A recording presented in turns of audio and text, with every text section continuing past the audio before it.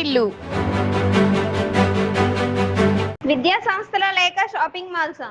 విద్యా సంస్థలో మొదలైన వ్యాపారాలు పట్టించుకోని అధికారులు.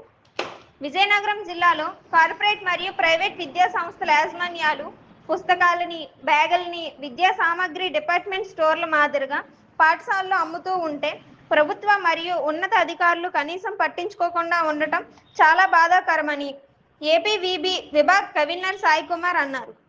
ఈరోజు విజయనగరం పట్టణంలో రింగ్ రోడ్ దగ్గర ఉన్న నారాయణ స్కూల్లో విచ్చలవిడిగా పుస్తకాలను అమ్ముతూ ఉంటే ఏపీవీపీ నాయకులు అక్కడికి వెళ్లి వాటిని అడ్డుకోవడం జరిగింది. ఇప్పటికైనా ఇలాంటి పాఠశాలలపై వెంటనే ఉన్నత అధికారులు స్పందించి చర్యలను తీసుకోవాలని కోరారు.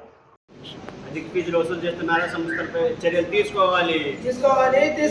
అధిక ఫీజులు వసూలు చేస్తున్న సంస్థలపై చర్యలు తీసుకోవాలి. ఫీజులు వసూలు చేస్తున్న సంస్థలపై చర్యలు తీసుకోవాలి. చర్యలు తీసుకోవాలి. షాపింగ్ మాల్ మారుతున్న సంస్థలపై చర్యలు తీసుకోవాలి.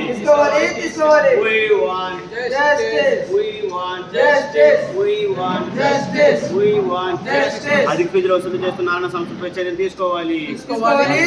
షాపింగ్ మాల్లో మారుతున్న నాన్న సంస్థలపై చర్యలు తీసుకోవాలి. అందరికీ నమస్తే. నా పేరు వంశీ, అఖిల భారతీయ విద్యార్థి పరిషత్ విజయనగరం స్టేట్ ఎగ్జిక్యూటివ్ మెంబర్. ఈరోజు చూసుకున్నట్లయితే పిల్లలకి విద్యను అందించాల్సిన విద్యా సంస్థలు ఈరోజు వ్యాపారంగా తయారయ్యి షాపింగ్ మాల్స్లో తయారయ్యి పుస్తకాలను విచ్చలవిడిగా అమ్ముకోవడం జరుగుతుంది. ఈరోజు మన నారాయణ స్కూల్లో చూసుకున్నట్లయితే విచ్చలవిడిగా చిన్నపిల్లలు ఆడే బొమ్మలతో సహా మొత్తం అన్నీ అమ్ముకునే పరిస్థితి. ఇది ఇప్పటికైనా పై ఉన్నత అధికారులు డిఓ గారు కానీ ఎంఈఓ గారు కానీ ఇప్పటికైనా స్పందించి పిల్లలకు న్యాయం చేస్తారని కోరుతున్నాం. లేని పక్షంలో అఖిల భారతీయ విద్యార్థి పరిషత్ అధిక ఉద్యమాన్ని చేయడానికైనా వెనకాడని తెలియజేసుకుంటూ సెలవు తీసుకుంటాం. మాకు తగ్గితే ఉంది.